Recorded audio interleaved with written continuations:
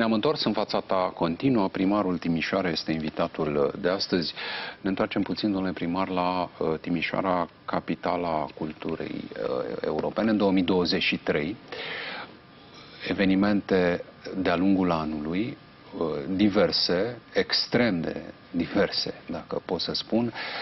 A fost însă unul care a atras privirile, nu doar în România, ci în întreaga Europa, Brâncuș, care s-a întors acasă. Da, a fost într-adevăr un proiect enorm, foarte frumos, care într-un fel este un foarte bun exemplu pentru ce am încercat cu această capitală. Pentru că, atenție, suntem capitala europeană a culturii, nu capitala României a culturii. Deci întotdeauna,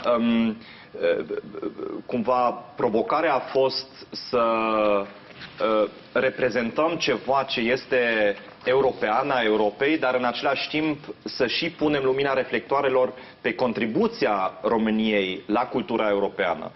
Și bineînțeles că Brâncuș, tocmai cu birografia lui franco-română, cu felul în care a evoluat opera lui, este un exemplu absolut extraordinar și este și un exemplu cum Timișoara a reușit să devină un fel de capitală și a artelor vizuale. Pentru că adevărul este că expoziția asta nu a picat din cer, nu am comandat-o de undeva din catalog, expoziții mari și cine dă bani primește expoziția, ci ea este rodul muncii unei lungi perioade în care în Timișoara, mai ales Fundația Art Encounters, care a fost consistent susținută și de primărie, a făcut aceste bienale, a crescut o rețea de arte vizuale în Europa și așa a avut și încrederea și acces la aceste expoziții și aceste muzee din Europa care ne-au lăsat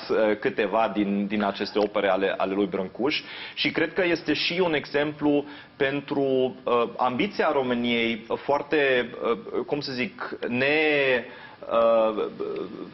neîncordată de a prezenta propriile valori. Și interesant este că fix vis-a-vis de Muzeul Național de Artă, unde a fost expoziția Brâncuș, am avut în ultimele luni această expoziție de sculpturi în această clădire părăsită, în care am încercat să dezvoltăm mai departe anumite idei, ce înseamnă sculptură de astăzi. Deci nu rămânem cumva într-o nostalgie, ci punem întotdeauna întrebarea, ok, ce înseamnă asta pentru generația de astăzi? Deci a fost unul dintre momentele highlight, care sigur a atras multe priviri, dar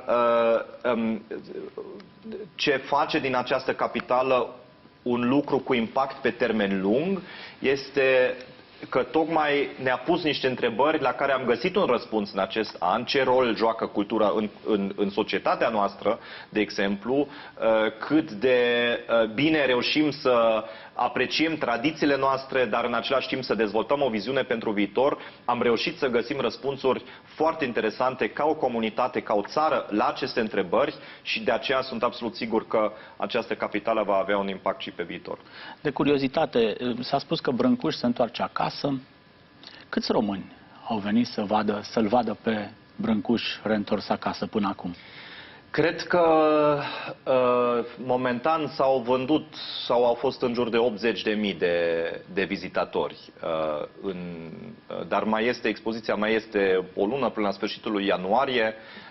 Deci sigur o să sare de 100, poate chiar 150.000 de... Atât v-ați propus să fie 100.000 de români care să-l vadă pe Brâncuș? Acum nu mă întrebați câți români și câți străini sunt, dar sigur sunt, cel puțin din ce simt eu pe stradă și din oraș, sunt foarte mulți din România care vin și chiar unii se supără pentru că nu este așa de ușor să găsești un bilet neapărat în ziua respectivă. Deci unii s-au pus în tren dimineață și au ajuns și s-au mirat de ce la ora 2 nu mai erau bilete.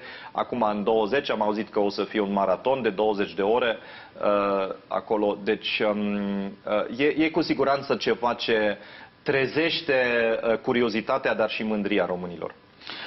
Când trageți linie, proiectul ăsta este peste sau sub Sibiu?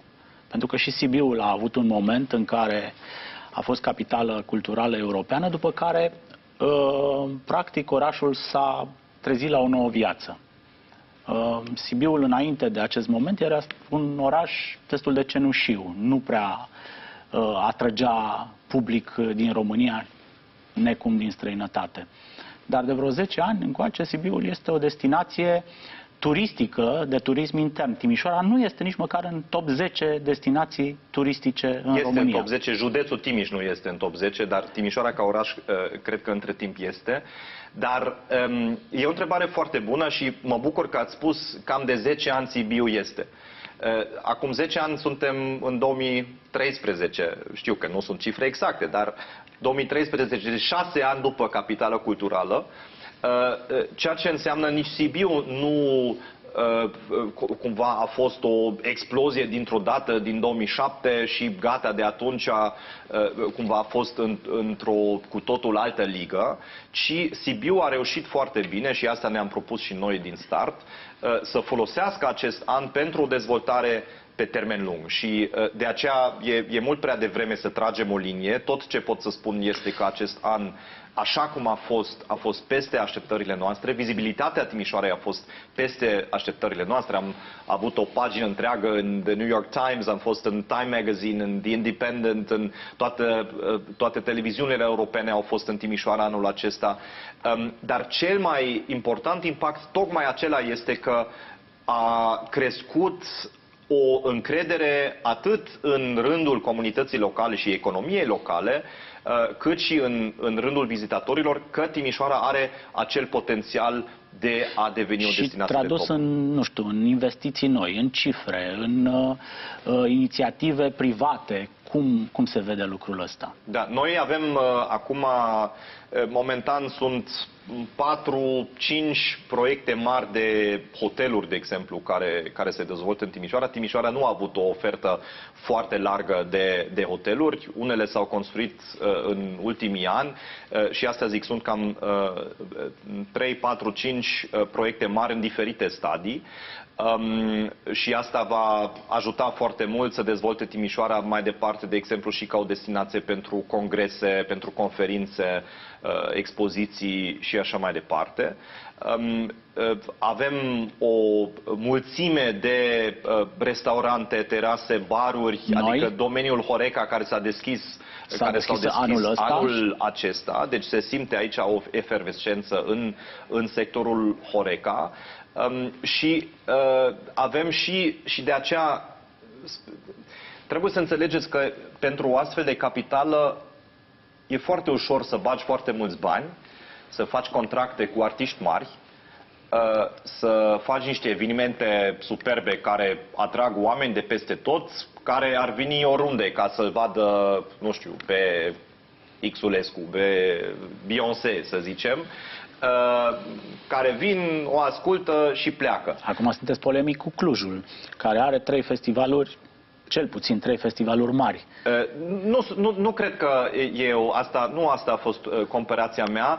Eu doar zic că strategia noastră pentru capitală a fost să creăm un ecosistem local care poate să ducă o creștere în viitor. Și un ecosistem nu doar economic când vorbim de Horeca, ci și un ecosistem cultural, adică operator cultural care poate să ducă asta. Pentru că, încă o dată, nu este doar o funcție de bani. Trebuie să ai și oamenii, trebuie să ai creativitatea, trebuie să ai artiștii care descoperă orașul. Noi de anul viitor încoace vom pune la dispoziție în fiecare an 1 milion de euro pentru burse și rezidențe, să atragem artiști din toată țara și toată Europa în Timișoara, pentru că ai nevoie de această efervescență și de acest motor. Și asta sunt lucrurile care ne dau încrederea că Timișoara va avea o creștere masivă ca destinație turistică. Și vedem foarte bine cum sunt legate, de fapt, turismul cu alte investiții. Pentru că e clar că atunci când vin investitori, ori din România, ori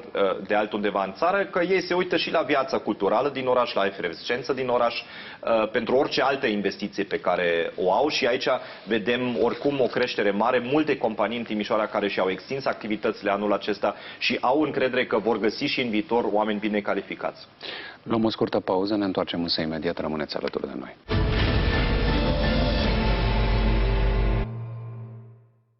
Ne-am întors în fața ta, continuă primarul orașului Timișoara, este invitatul zilei de astăzi. Timișoara este orașul din care a plecat Revoluția Română.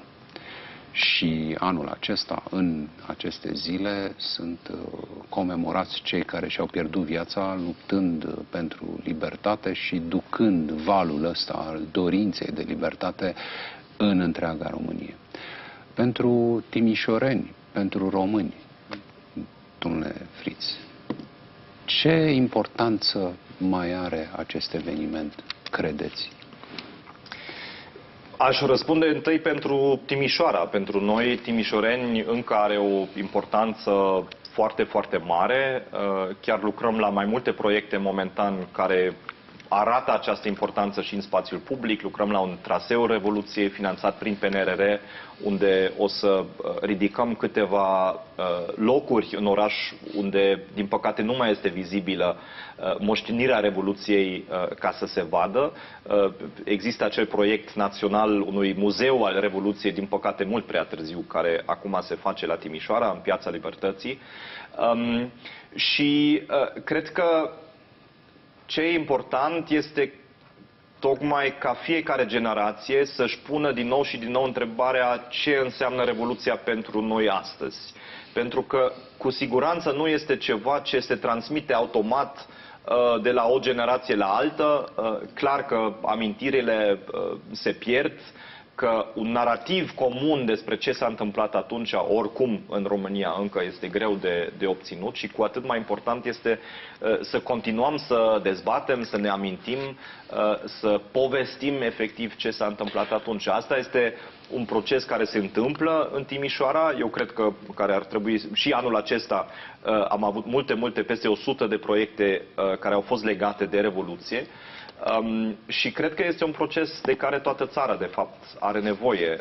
Și pentru că, cum să zic, dincolo de toate conflictele în jurul evenimentelor și cum le interpretăm, esența Revoluției, că fiecare dintre noi este responsabil pentru soarta acestei țări, această sintagma din imnul României, croiește-ți altă soartă. Tu croiește-ți altă soartă, nu altcineva să se croiască o altă soartă, nu știu, un președinte, un primar. Nu putem să delegăm această responsabilitate și asta a fost momentul în care timișorenii au luat în mâinile lor responsabilitatea pentru țară și de acel spirit de responsabilitate individuală avem nevoie și în ziua de azi.